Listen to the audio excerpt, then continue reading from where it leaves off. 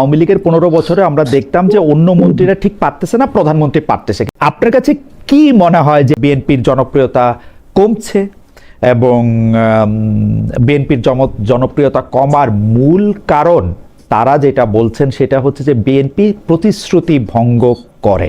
আমি আপনার কাছে জানতে চাই আপনিও এটা মনে করেন কিনা যে বিএনপির জনপ্রিয়তা কমছে?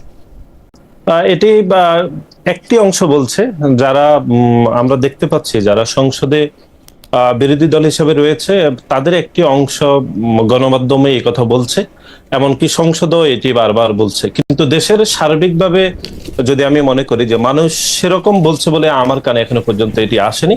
তবে আপনি যেটি বলেছেন এটি ধরেন সার্জিস আলম সহ জামাত ইসলামের একটি পক্ষ বা সামাজিক যোগাযোগ মাধ্যমে যদি আমরা বলে থাকি, তারা কিন্তু এটি বলছে, এটি আমি কোনোভাবে অস্বীকার করছি না। নাসির, আপনি কি সংসদের বাইরে বা বিরোধী দলের কারো ছাড়া কারো কাছে আপনি শোনেন নাই যে আপনাদের জনপ্রিয়তা কমছে? সরকারের বিভিন্ন কাজ বা বিভিন্ন বিষয় নিয়ে মানুষজনের মধ্যে আলোচনা সমালোচনা থাকবে, বা তৃতীয় বিশ্ব রাষ্ট্র হিসাবে এটি খুবই স্বাভাবিক একটি বিষয়। অনেকজনই বলেছেন সরকারের কয়েকটি বিষয় নিয়ে বলেছেন এটি না করলেও সব থেকে ভালো হতো, বা এটি এভাবে করলে আরেকটু বেশি ভালো হতো, এরকম কথাবার্তা আমার কানে অনেকবারই এসেছে বলে আমার মনে হচ্ছে। নাসির, আমি কিন্তু কোনো মার্জিনে বলছি না, আমি সব জানতে চাইছিলাম যে আপনার কাছে এটি কানে আসছে কিনা। আপনার কথা এটি পরিষ্কার, আপনার কানেও এটি আসছে, কারণ আপনার বন্ধু বান্ধব বলছেন যে এই মন্ত্রীর কথা, আপনিও কিছু সমালোচনার কথা বললেন। আমার ওপিনিয়ন, আমি সবকিছুর জন্য প্রধানমন্ত্রীকে দায়ী করি, যিনি চেয়ারে থাকেন তাকে দায়ী করি সবকিছুর জন্য। কোনো মন্ত্রণালয় যদি ফেল করে, কোনো প্রতিশ্রুতি যদি বাস্তবায়িত না হয়, কোনো স্বজন প্রতি যদি ঘটে, সেটা প্রধানমন্ত্রীর দায়। যা কিছু খারাপ সবকিছু তারেক রহমানের দায়। এটা হচ্ছে আমার বিবেচনায় আর কি, আমার ছোট বিবেচনায়। বিএনপি প্রতিশ্রুতি পালনের ক্ষেত্রে কি যা প্রতিশ্রুতি বিএনপি দিয়েছিল, আমি যদি 1 বছরের একটা টাইমলাইনও ধরি, তো সেই ক্ষেত্রে বিএনপি ঠিক জায়গায় আছে? 1 বছর আগে বিএনপি জনগণের কাছে যেসব প্রতিশ্রুতি দিয়েছিল সেসব জায়গায় ঠিক জায়গায় আছে কিনা? না, এখন তো আপনি 1 বছরের মার্জিন বলেছেন, তো যেহেতু বয়স 4 মাস, আমি ব্যক্তিগতভাবে মনে করি সরকারের ইতিবাচক সদিচ্ছা রয়েছে যে কাজগুলো করার বিষয়ে। যেমন আমি শুনেছি যে ইউনূস, ডক্টর মোহাম্মদ ইউনূস যখন ক্ষমতায় ছিলেন তখন আপনাদের কথা ইউনূস সাহেবরা বেশি বেশি শুনতেন, তাই না? মানে আপনাদের অনেক প্রভাব ছিল, ব্যাপারটা কি এরকম? ঠিক আছে, আমি একটু বলি ভাই। না, এরকম না। ব্যাপারটা হচ্ছে দিন শেষে প্রশাসন বলি, আইন শৃঙ্খলা রক্ষাকারী বাহিনী বলি, তারা ক্ষমতার দিকে ঝুঁকে থাকে। এবং এই ক্ষমতাটা আপনি যদি দেখেন অন্তর্বর্তীকালীন সরকার ক্ষমতা না, অন্তর্বর্তীকালীন সরকারের সময়ও অনেকে বলার চেষ্টা করে যে জামায়াত শক্তিশালী ছিল, অনেকে বলার চেষ্টা করে যে সমন্বয়করা বা এনসিপিতে যারা ছিল তারা ক্ষমতাশালী ছিল, কিন্তু ব্যাপারটা এরকম করে ওয়ার্ক করে নাই। কারণটা হচ্ছে সবচেয়ে বড় রাজনৈতিক দল হিসেবে বিএনপি সেই জায়গায় সবচেয়ে বেশি তাদের ম্যান পাওয়ার আছে, তারা সেই ক্ষমতাটা খাটানোর চেষ্টা করেছে। প্রত্যেকটা জায়গায় তাদের দীর্ঘ সময় ধরে রাজনীতি করার কারণে প্রত্যেকটা জায়গায় তাদের প্রতিনিধিত্ব আছে। এবং আরেকটা গুরুত্বপূর্ণ বিষয় হচ্ছে প্রশাসন থেকে শুরু করে যারা স্টেক হোল্ডাররা আছে তারা মনে করতো সবচেয়ে বড় রাজনৈতিক দল হিসেবে বিএনপি তো ক্ষমতায় যাবে, সো বিএনপি যদি নাও চাইতো প্রশাসন ওই দিকে ঝুঁকে থাকতো। একজন ডক্টর ইউনূস, কিন্তু একজন ডক্টর ইউনূসের কথা, আচ্ছা উনি যেহেতু নাই, আমি আপনার কথাই শুধু বলি। জনাব সার্জিস আলম আজকে কত 2026-এর 16 জুন, তো 2026-এর 16 জুনে সার্জিস আলম যতটুকু ক্ষমতাশালী, 2025-এর 16 জুন কি তার চেয়ে অনেক বেশি ক্ষমতাবান ছিলেন না? আমি শুনেছি জনাব সার্জিস আলম কোথাও ফোন করলে সেইটি বাস্তবায়িত হইতো খুব দ্রুত। আমি শুনছি, এটা আমার শোনা কথা, আমি জানি না ঠিক। না ভাই, আসলে এরকম অনেক কিছু শোনা যায়। না, আপনার কাছে কি মনে হয়? আপনি বলেন যে আপনার কাছে কি মনে হয়? আমি তখনও একদম যেটা খুবই ইমার্জেন্সি একটা জায়গায় প্রয়োজন, একটা ইনজাস্টিস হয়ে যাচ্ছে, তখনও আমি আমার জায়গা থেকে ওই জায়গায় কথা বলেছি। যদি প্রয়োজন হয় এখনো কথা বলি, তখনও যেরকম আমি রেসপন্সটা পেতাম, আমি খুবই কম জায়গায় কল দেওয়ার চেষ্টা করতাম, কারণ এগুলোকে বিভিন্ন খাতে প্রবাহিত করা হতো এবং আমরা এগুলো অনেক কিছুর মধ্যে দিয়ে গিয়েছি, কারণ পূর্বে আমাদের এই রাজনৈতিক অভিজ্ঞতাটা ছিল না। তো এখনো যদি এরকম কোথাও মনে হয়, আমরা যোগাযোগ করি প্রশাসনে বা বিভিন্ন জায়গায়, যদি আমাদের দাবিটা ন্যায়সঙ্গত হয় আমরা ওইটুকু পজিটিভ রেসপন্স পাই আমাদের জায়গা থেকে। তবে তখনও এরকম কিছু কর্মকর্তা কর্মচারী ছিল যারা মানে আমাদের অনেক কিছুকে হয়তো পজিটিভলি নিত না, হয়তো বা তার সাথে একটা আওয়ামী লীগের সংশ্লিষ্টতা বা কিছু ছিল, এমন হতে পারে, বা এমন অনেকেই আছে যাদের সাথে হয়তো আমাদের মতাদর্শিক পার্থক্য থাকতে পারে, দলীয় পার্থক্য থাকতে পারে, এমন কিছু মানুষ তখনও ছিল, এখনো আছে। ওই প্রশ্নটা কে করি যে আপনি খুব আলোচিত হয়েছিলেন যে আপনি 150 গাড়ি নিয়ে একটা শোডাউন করেছিলেন, এবং সেই ক্ষেত্রে কি এই টাকাগুলি কি অন্য মানুষ দিয়েছে, মানে অন্য মানুষ দিয়েছিল, আপনার পকেট থেকে দিতে হয়েছিল? মানে আপনি তো তারপর আপনি ইলেকশন করেছেন, তাহলে আপনার তো অনেকগুলি টাকা আসলে ব্যয় হয়েছে, মানে এইটা দিয়ে কি আপনি লোনের মধ্যে আছেন? কারণ আপনাকে অনেক ধরনের শোডাউন শো অফ করতে হয়েছে সেই সময়, আপনি যেহেতু, তো সেটার মধ্যে কি আপনি লোনে আছেন, জমি বিক্রি করেছেন, কি মানে কি করেছেন আসলে? মানে এটা আসলে ভাই আমি যখন তখন বাসায় যাই, এটা আমার কাছে এখন মনে হয় আর কি, আমি যদি এই অভিজ্ঞতাগুলোর মধ্যে দিয়ে আগে যেতাম তাহলে হয়তো আমার প্রসেস ওটা হতো না, অন্য একটা হতো। কিন্তু ওইখানে আমাদের ওই দিন আসলে একটা ইফতার পার্টি ছিল, এবং আমার পার্টি তৈরি হওয়ার পরে, অভ্যুত্থানের পরে আমি প্রথম তখন বাড়িতে গিয়েছিলাম, আমার গ্রামের বাড়িতে। তো পুরো রংপুর বিভাগের যারা এনসিপি শুভাকাঙ্ক্ষী ছিল, বৈষম্য বিরোধী ছাত্র আন্দোলনের ছিল, আমার 5 উপজেলার, এমনকি সবাই তো এটা ভেবে নিয়েছিল পার্টি হয়েছে আমি নির্বাচন করব। সো আমার আসনের অনেক শুভাকাঙ্ক্ষী মিলে প্রায় 100টার মতো গাড়ি ছিল, যেগুলোকে মিডিয়া বিভিন্ন ভাবে বাড়িয়েছে। যাই হোক, বিভিন্ন রাজনৈতিক শুভাকাঙ্ক্ষী বা যারা আমাদের এনসিপি নেতাকর্মী আছে, তারা তাদের মতো করে ম্যানেজ করে নিয়ে এসেছিল। প্রত্যেকটা মাইক্রো, মানে ওটাতে একটা জেলার, আমার পঞ্চগড় জেলার এক প্রান্তে এসেছিল, আমার উপজেলা পর্যন্ত গিয়েছিলাম, তো একটা মাইক্রো ভাড়া ছিল 5000 করে। তো এটা আমি আমার ফেসবুক পোস্টে বলেছিলাম, আমার মাইক্রো ভাড়া দিতে হয়েছিল 1 লাখের মতো, আর ইফতারটাতে আমাদের খরচ হয়েছিল প্রায় 1 লাখের মতো। ওকে, গ্রামের ইফতার যেরকম, আপনি বলছিলেন যে আপনি একটু যদি দ্রুত শেষ করেন, কারণ আমি শেষ করি। তো ওইটা আসলে ছিল টোটালি ওই খরচটা পারিবারিক ভাবে। আর আপনি নির্বাচনের যেটা বললেন, নির্বাচনে আসলে সত্যি কথা বলতে আমার নির্বাচন হলো 12 ফেব্রুয়ারি। 1 থেকে 4 ফেব্রুয়ারি আমি আমার ইউনিয়ন এবং ওয়ার্ডের যারা নেতাকর্মী ছিল তাদের একটা ওই চা খরচ হয়, তারা ওই নাসির ভাই বলতে পারবো, আপনিও দেখেছেন যে তারা একটা ওই ছোট করে প্রত্যেক ইউনিয়নে একটা অফিস বানায়, কাপড় দিয়ে ওইখানে চা খায়, ওই চায়ের বিল হয়। তো আমি এটা দিতে পারি নাই দেখে আমার প্রচারণায় আমি ওই টাইমে বিশাল একটা ঘাটতির মধ্যে দিয়ে গিয়েছিলাম, মানে প্রচারণাটা পিছায় গেছিল।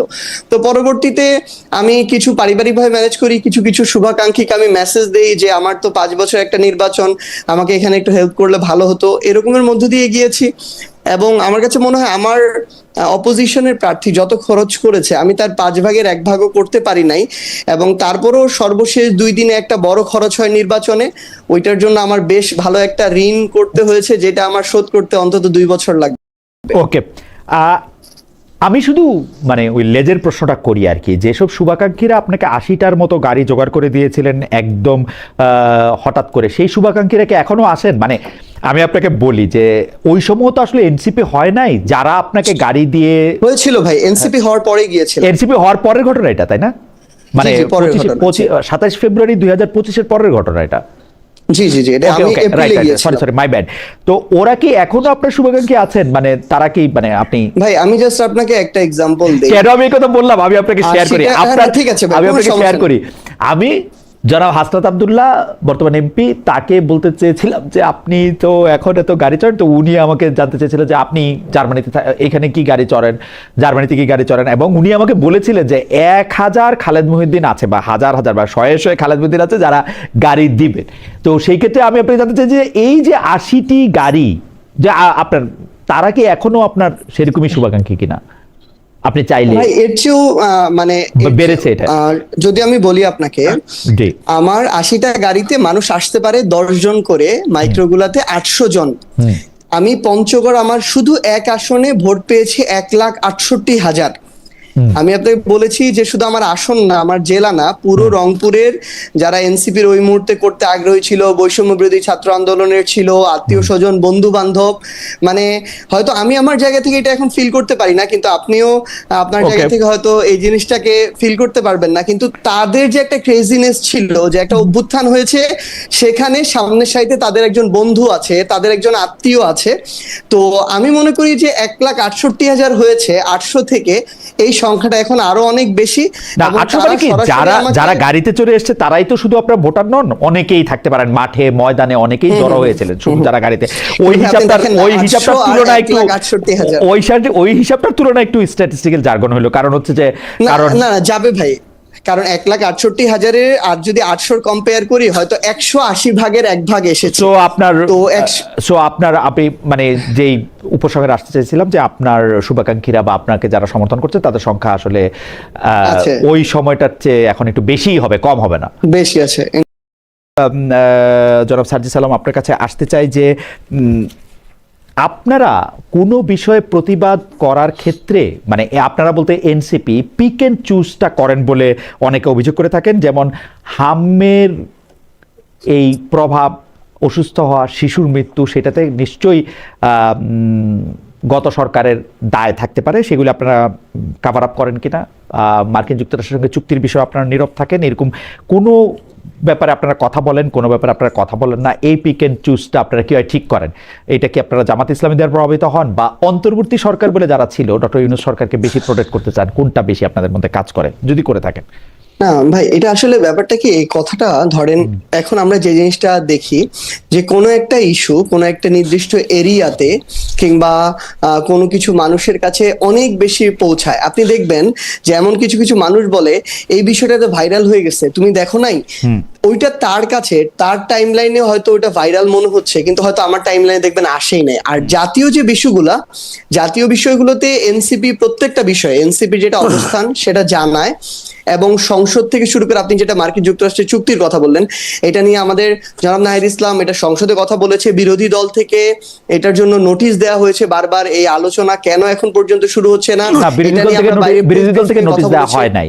বাংলাদেশের একজন সংসদ সদস্য রুমিন ফারহানা এটা নিয়ে কথা বলতে চেয়েছিলেন, তো কথা বলতে চাইলে 5 জন লাগে নোটিশ দিতে, উনি গ্যারান্টি দিয়ে বলেছেন যে বিরোধী দল থেকে উনি 4 জন কাউকে পান নাই, না এনসিপি থেকে না জামায়াত থেকে। যে বেনজির আহমদ গ্রেফতার হয়েছেন সেটিতে আপনার বিশ্বাসযোগ্য হয়নি? স্বরাষ্ট্রমন্ত্রী তো সংসদে বলেছেন বেনজির আহমেদ গ্রেফতার হয়েছেন দুবাইতে, সেটি বাংলাদেশের সংসদে বলা হয়েছে, বাংলাদেশের সরকারের পক্ষ থেকে বলা হয়েছিল আন্তর্জাতিক আদালতে তিনি এই অপরাধ করেছেন, এটাতে করা হবে, এটির সাথে এটি সম্পর্ক না। আমি বলতেছি হচ্ছে যে পেটি ক্রাইমের ক্ষেত্রে, যেমন ধরেন আমি যদি আগামীকাল শুনি জনাব সার্জিস আলমকে, না সার্জিসকে আমি উদাহরণ দিতে চাই না, আমি মনে করেন যে কোনো একটা লোককে, জনাব ককে আটকে রাখা হয়েছে, পুলিশ পরিবার থেকে বলল, পরে পুলিশ আমাকে বলল ওর কাছে 50টা গ্রেনেড, 25টা মেশিন গান, 30টা এটা পাওয়া গেছে, এটি আমি ঠিক বিশ্বাস করতে পারবো না। মানে এই জায়গায় আমার একটু বিশ্বাসযোগ্যতা একটু কমেছে। আবার আমি মাঝখানে একটু বলে রাখি জানুন আছে, মানে ব্যাপারটা এরকম যেটা এটা কাফকায়েস, এটা কিন্তু এমন না যে এই ঘটনা ঘটে নাই। বাংলাদেশে 63টা জেলায় একসাথে বোমা হামলা হয়েছে, বাংলাদেশে কিন্তু আসলে এই কি বলে সিনেমা হলে বোম মারা হয়েছে, যিনি জজ সাহেব আছেন তাকে আসলে বোম মারা হয়েছে চাকরি করার সময়, তারপরে ধরেন এরকম অনেকগুলি ঘটনা ঘটেছে যে ইলেকশন নিয়ে নানা ধরনের কথা আছে। ডক্টর মোহাম্মদ ইউনূস আমাদেরকে বলছিলেন যে ইতিহাসের সেরা নির্বাচন আমাদেরকে উপহার দিচ্ছেন। আবার আমি যারা মামুনুল হককে ইন্টারভিউ করছিলাম বাংলাদেশ খেলাফত আন্দোলনের, উনি আমাকে একদম স্পষ্ট বলছেন যে উনাকে আসলে নির্বাচনে হারিয়ে দেওয়া হয়েছে। আমি জানতে চেয়েছিলাম যে আপনার জোট সঙ্গীরা কেন এটা নিয়ে কথা বলেন নাই, উনি বলছেন যে বলেন নাই। মানে আপনার কাছে কি মনে হয় যে আসলে এইবারের ইলেকশনের মানে কে জিতবে কে হারবে এই ব্যাপারটার বেশ কিছু অংশ টেবিলে ঠিক করা হয়েছিল বা অন্যরা ঠিক করেছে? এটা মানে আমি আসলে যেই বিষয়টা একদম স্পষ্ট আমার ধারণা নেই, আমি ওইটা নিয়ে একদম স্পষ্ট একটা অপিনিয়ন দিয়ে দিব, এটা শুধু আমি রাজনৈতিক ভাবে একটু প্রিভিলেজ থাকার জন্য এটা আমি করতে চাই না। কিন্তু এখানে এবার যেটা হয়েছে যে ওই যে মানে গড়পড়তা পুরো ইলেকশনটা ইঞ্জিনিয়ারিং হয়েছে। এটি শেষ প্রশ্ন। ছাত্রদল ও যুবদলের জনপ্রিয় নেতাদের প্রধানমন্ত্রী গাড়ি বহরের সামনে পেছনে পাশে দৌড়াতে দেখা যায়, এই দৌড়টা আসলে কেন? মানে এই দৌড়টা কি বাধ্যতামূলক? বিশেষ করে ছাত্রদলের শীর্ষ নেতাদের এই দৌড় দেখে কষ্ট পাওয়ার কথা যেন সার্জিস আলমও বলেছেন। মানে এইটা আসলে কেন? মানে ইট লুকস অড, মানে কেসেস আপনার কাছে কি মনে হয়?